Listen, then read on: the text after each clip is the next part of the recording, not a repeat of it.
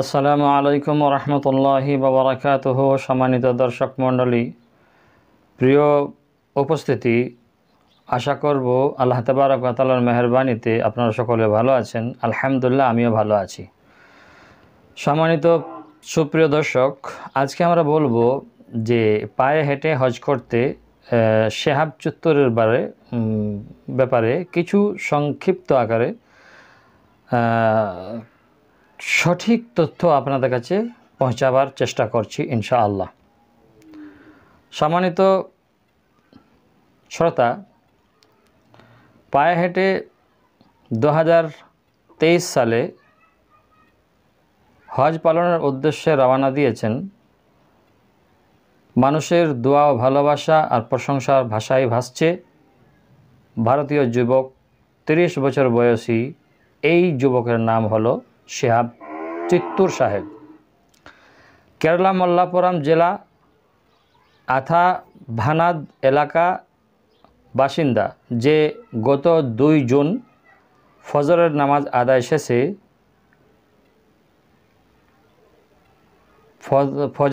আদায় শেষে সে মক্কা নগরীতে হজ পালনের উদ্দেশ্যে 280 দিন অর্থাৎ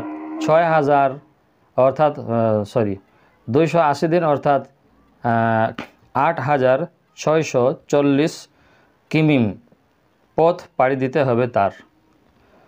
তার এজন্য প্রতি দিনে তাকে হাঁটতে হচ্ছে 25 কিলোমিটার। কেরালা থেকে কর্ণাটক, মহারাষ্ট্র, গুজরাট, রাজস্থান, হরিয়ানা এবং পাঞ্জাবের ওয়াগাহা বর্ডার পার করে পাকিস্তান পৌঁছাবেন তিনি।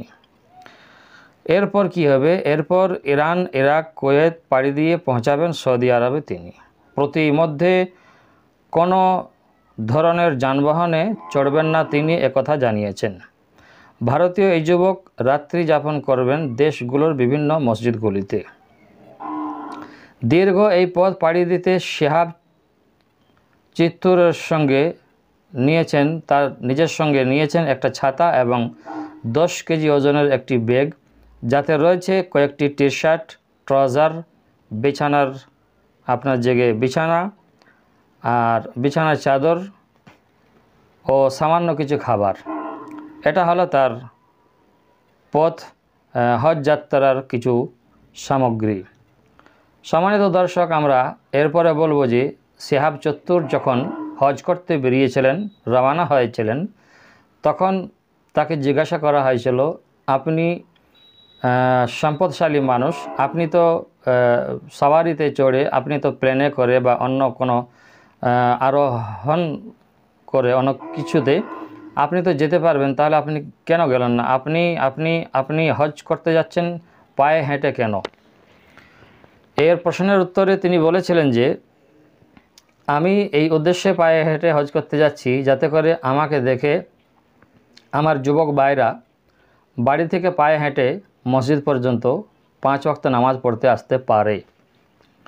এতে তারা উৎসাহিত হয়, এতে তারা যেন উদ্যোগ নেয়, এতে তারা উদ্যোগী যেন হয়। সেজন্য আমি পায়ে হেঁটে হজ করতে যাচ্ছি এবং আরও বিশেষ কিছু তার নিয়ত রয়েছে। এবার আমরা প্রশ্নতে আসব যে পায়ে হেঁটে হজ করা জায়েজ নাকি হারাম? পায়ে হেঁটে হজ করলে কবুল হবে নাকি হবে না? এই প্রসঙ্গে ইনশাআল্লাহ তাআলা আপনাদের সম্মুখে কয়েকটি কথা তুলে ধরব। তারপরে ইনশাআল্লাহ আপনারা নিজেই বুঝতে পারবেন হজ করা পায়ে হেঁটে জায়েজ হবে কি হারাম হবে। সম্মানিত দর্শক, আসুন আমরা জানব পায়ে হেঁটে হজ করা কী রকম হজ, সে হজ কবুল হবে না সে হজ কবুল হবে না। এখানে দুটো হাদিস বলবো, যে হাদিসগুলো আপনার জেগে তিরমিজি শরীফের হাদিস নম্বর 1535-এ রয়েছে। যে হাদিসটি হযরত আনাস রাদিয়াল্লাহু তাআলা আনহু বর্ণনা করেছেন যে এক মহিলা রাসূল আকরাম সাল্লাল্লাহু তাআলা আলাইহি ওয়াসাল্লামের কাছে এই ব্যাপারে এসেছেন যে সে মানত করেছে পায়ে হেঁটে হজ করবে। নবী আলাইহিস সাল্লাতু ওয়াস সালামকে এই ব্যাপারে জিজ্ঞাসা করা হলো।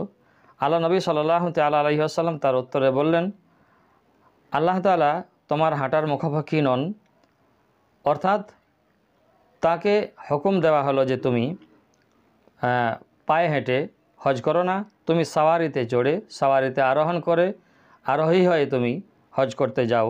হাদিসটি রয়েছে আপনার যে তিরমিজি শরীফের হাদিস নম্বর এখনই যেটা বললাম 1535।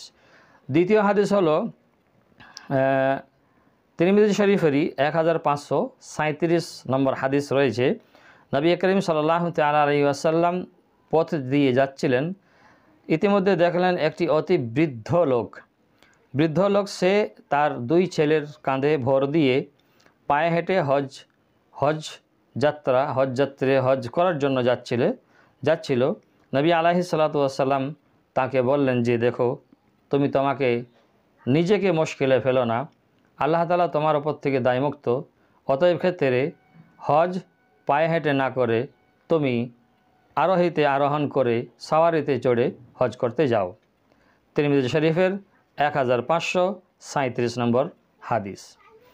এবার আমরা বলবো, অনেকই ভাই আমাদের তারা হয়তো খুব বেশি কিছু বুঝে, তারা নাকি বলছে যে পায়ে হেঁটে হজ আবার কীরকম করে, যখন বর্তমান সময়ে সমগ্র জিনিসের ব্যবস্থা রয়েছে হজ করার, সেই অনুপাতে পায়ে হেঁটে হজ করা কোনো মানে রাখে না, বা পায়ে হেঁটে হজ করার কোনো দরকার নেই। পায়ে হেঁটে হজ করলে হজ হবে না বা হজ কবুল হবে না।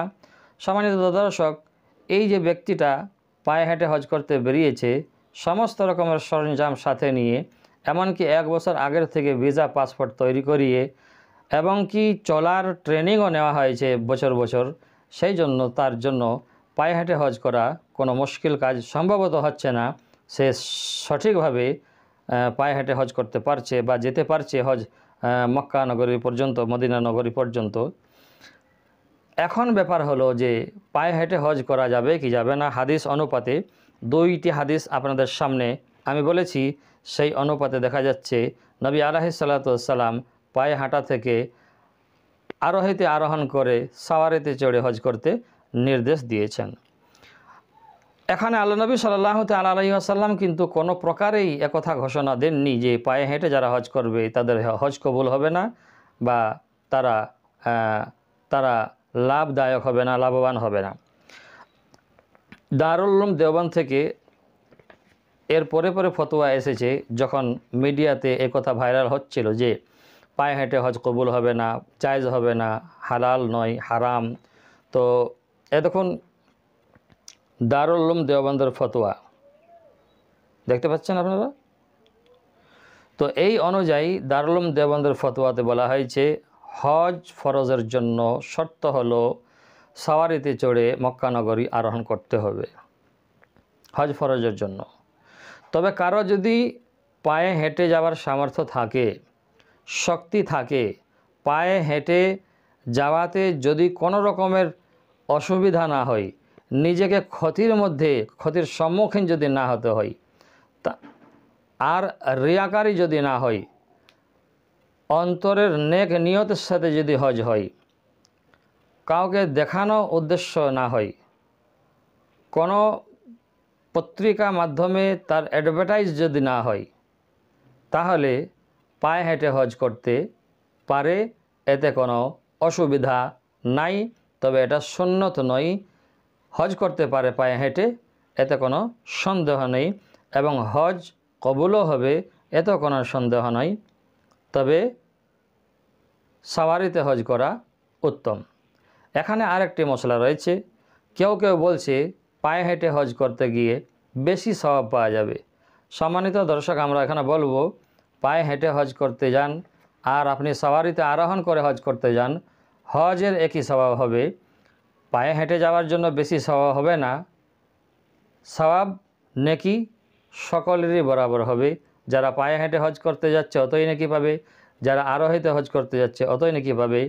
আমার একটা পরামর্শ, এই আল্লাহর বান্দা শিহাব চত্বর হজ করতে গেছে, এর মনের আকাঙ্ক্ষা, বাসনা, কামনা সব আল্লাহ তাআলা পূরণ করুন, আমিন।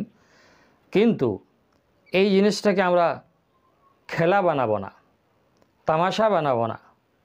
কেননা এখন আরও সোশ্যাল মিডিয়ার মধ্যে দেখা যাচ্ছে আরও কয়েকজন ভাই পায়ে হেঁটে হজ করতে গেছে বা শুরু করে দিয়েছে পায়ে হাঁটা হজ করার জন্য। তাদেরকে যখন জিজ্ঞাসা করা হচ্ছে আপনার ভিসা পাসপোর্টের কী খবর, সে বলছে হাম আগে আগে চলেंगे, ভিসা আর পাসপোর্ট পিছে পিছে আ যায়গা। দেখুন শিহাব চত্বর সমস্ত সরঞ্জামের ব্যবস্থা, তার সব রকমের ব্যবস্থা করা আছে, কিন্তু এই যে পরে যারা যাচ্ছে হজ করতে তাদের কোনো ব্যবস্থা নাই। তাহলে এখানে দেখা যাচ্ছে দেশের আইন কানুন বলে একটা কোনো জিনিস আছে।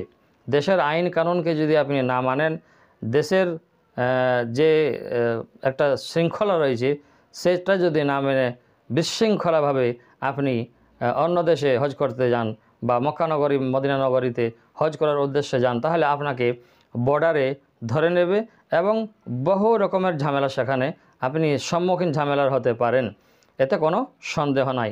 অতএব ক্ষেত্রে শিহাব চিত্তুর গেছে গেছে, আল্লাহর হজকে কবুল করুন। অন্য কোনো ভাই এবার যেন আর পায়ে হেঁটে হজ করতে না যাই, আমি এটা পরামর্শ দেব। যদি আপনার ক্ষমতা আছে আপনি আরোহীতে আরোহণ করে হজ করতে যান, সাওয়ারিতে সাওয়ার হয়ে হজ করতে যান, প্লেনে হজ করতে যান, পানি জাহাজে হজ করতে যান, কিন্তু পায়ে হেঁটে হজ করতে গিয়ে নিজেকে কষ্টে ফেলবেন না। শিহাব চিত্তুর সমস্ত ব্যবস্থা করেছিল, আগে থেকে ট্রেনিং নিয়েছিল, আগে থেকে পাসপোর্ট ভিসার পিছনে বানাবার পিছনে পড়েছিল, সেই জন্য আল্লাহ তাআলা এর কাজকে আসান করে দিয়েছে। এবং আমরা সকলে দোয়া করব মক্কা নগরী পর্যন্ত এ যেন সহি সালামত সুস্থভাবে আল্লাহ তাআলার কাবা ঘরে পৌঁছে যান, আমিন। সম্মানিত উপস্থিতি, তাহলে আমরা জানতে পারলাম বা বুঝতে পারলাম যে পায়ে হেঁটে হজ করা নাজায়েজ নয়। পায়ে হেঁটে হজ করতে পারবো যদি সামর্থ্য থাকে, ক্ষমতা থাকে, নিজেকে যদি কষ্টের সম্মুখীন না হতে হয়, অসুবিধার সম্মুখীন না হতে হয়, ঝঞ্ঝট জ্বালার সম্মুখীন যদি না হতে হয়, তাহলে এরকম অবস্থাতে পায়ে হেঁটে হজ করতে পারা যাবে, অসুবিধা নাই। আমরা সকলে মিলে শিহাব চিত্তরের জন্য দোয়া করব, আল্লাহ তাআলা যেন সহি শুদ্ধভাবে সঠিকভাবে আরামের সাথে তাকে হারাম শরীফ পর্যন্ত, মক্কা নগরী পর্যন্ত, মদিনা শরীফ পর্যন্ত হজ করার উদ্দেশ্যে পৌঁছিয়ে দেন, আমিন। আলহামদুলিল্লাহ রাব্বিল আলামিন। আপনি যদি আমাদের চ্যানেলে নতুন হয়ে থাকেন, অনুগ্রহ করে আমাদের চ্যানেলটি সাবস্ক্রাইব করে দিয়ে আমাদের সাথে থাকুন, পাশে থাকুন। আসসালামু আলাইকুম ওয়া রাহমাতুল্লাহি ওয়া বারাকাতুহু।